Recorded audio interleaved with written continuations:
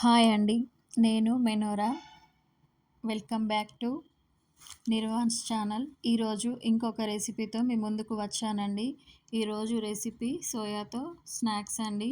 దీన్ని తయారు చేసే విధానం చూద్దాము. ముందుగా ఒక గిన్నె తీసుకొని దాంట్లో నీళ్లు పోసుకొని ఉప్పు వేసుకొని ఒక 5 నిమిషాల పాటు వేడి చేసుకోవాలండి. ఈ నీళ్లు వేడయ్యేంతలోపు మనం దీనికి కావాల్సిన పదార్థాలు ఏంటో చూద్దాము. దీనికి కావాల్సిన పదార్థాలు మిల్ మేకర్స్,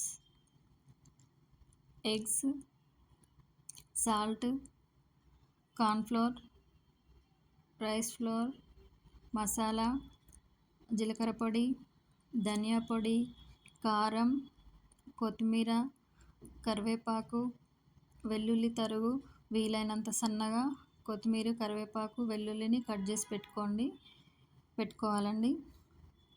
అల్లం వెల్లుల్లి పేస్ట్. నీళ్ళు వేడైన తర్వాత మిల్ మేకర్లని దీంట్లో వేసుకోవాలండి. స్టవ్ ఆఫ్ చేసి ఒక 5 నిమిషాల పాటు వదిలేస్తే అవి చక్కగా సాఫ్ట్గా అయిపోతాయండి. అంతా ఒకసారి కలుపుకోవాలి. కలుపుకొని ఒక 5 మినిట్స్ పక్కన పెట్టేయాలండి. 5 నిమిషాల తర్వాత ఒక జల్లెడ తీసుకొని దాంట్లో నీళ్లు లేకుండా మిల్ మేకర్స్ అన్నింటినీ వేసుకోవాలండి.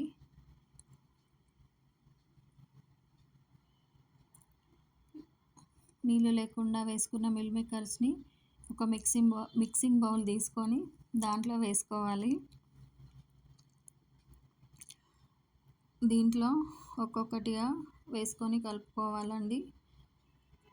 1.5 స్పూన్ వరకు రైస్ ఫ్లోర్ వేస్తున్నాను. తర్వాత కార్న్‌ఫ్లోర్ వేస్తున్నాను. మీ దగ్గర ఉంటే వేసుకోండి, వేసుకోకున్నా ఏం పర్లేదు, నార్మల్ కూడా చేసుకోవచ్చు. మసాలా, జీలకర్ర పొడి వేసాను, ధనియా పొడి వేసాను, రుచికి సరిపడినంత కారం వేస్తున్నాను.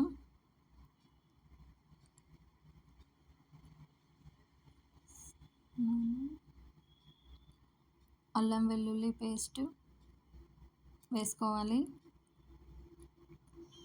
తర్వాత సన్నగా కట్ చేసి పెట్టుకున్న కరివేపాకు, అలాగే కొత్తిమీర కూడా వేసుకోవాలి. ఇవన్నీ మిల్ మేకర్స్కి చక్కగా పట్టుకునే విధంగా ఒక లేయర్ ఫామ్ అయ్యేలాగా అంతా కలుపుకోవాలి.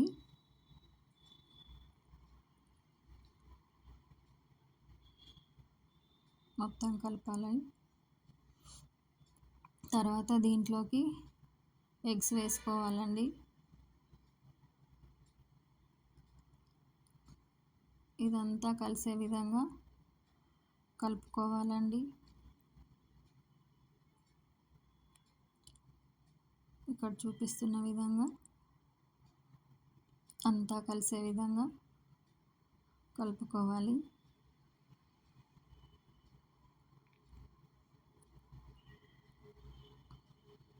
ఇది కూడా వెయిట్ లాస్ రెసిపీ అండి. రుచికి సరిపడినంత ఉప్పు వేసుకోవాలి. దీనికి ఎక్కువగా ఆయిల్ పట్టదండి.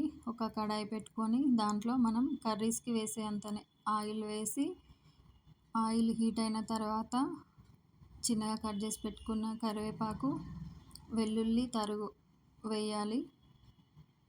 కొంచెం పసుపు కూడా వేసుకోవాలి. వేసుకొని ఇవన్నీ వేగిన తర్వాత మనం రెడీ చేసి పెట్టుకున్న మిల్ మేకర్ దీంట్లో వేసుకోవాలండి. వేసేటప్పుడు స్టవ్ని సిమ్లో పెట్టుకోవాలి. సిమ్లో పెట్టుకొని అంతా వేయాలి. వేసిన తర్వాత ఒకసారి చక్కగా కలపాలి.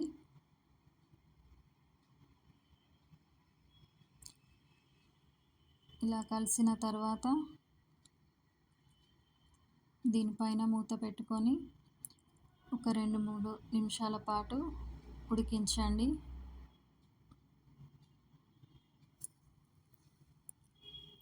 స్టవ్ మీడియం ఫ్లేమ్లో పెట్టాలండి. మూత పెట్టుకున్న తర్వాత మూత తీసి ఎక్కువగా కలపకూడదు, నెమ్మదిగా కలపాలి. కలిపిన తర్వాత ఒక 2-3 మినిట్స్ వరకు మళ్ళీ ఉడికించండి. అంతే అండి, ఎంతో టేస్టీ అయిన సోయా స్నాక్స్ రెడీ అయిపోయింది.